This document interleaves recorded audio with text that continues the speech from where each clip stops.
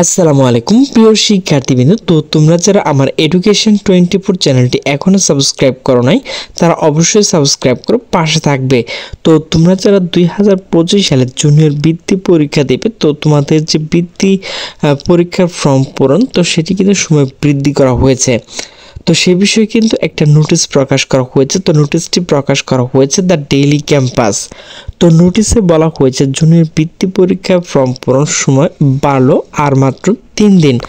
তো নোটিশটি মূলত প্রকাশ করা হয়েছে 19 অক্টোবর 2025। মূলত আমি তোমাদের জন্য রাত্রে ভিডিওটা করলাম।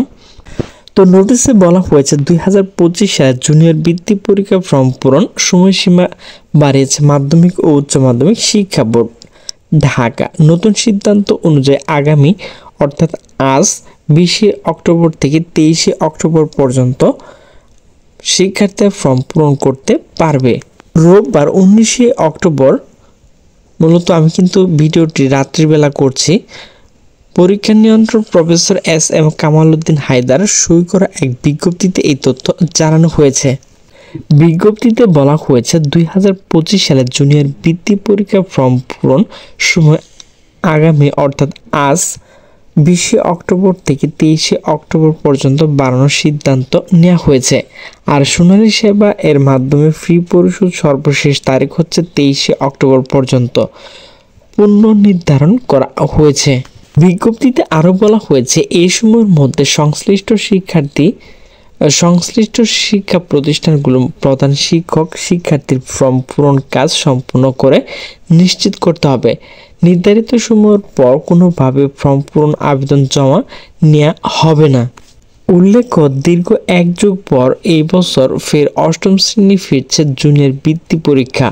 নতুন নীতিমালা অনুযায়ী 1/4 শিক্ষার্থী বছর শেষে এই পরীক্ষা বসার সুযোগ পাবে। এবার ছেলে মেয়ের জন্য থাকছে অভিন্ন কোটা।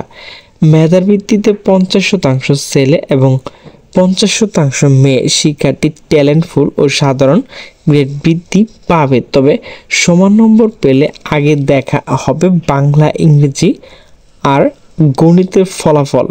এরপরও যদি ক্রম নির্ধারণ করা না হয়, অর্থাৎ রোল নাম্বার নির্ধারণ করা না হয়, তবে সমান নম্বর পাওয়া সব শিক্ষার্থী বৃত্তি দেওয়া হবে।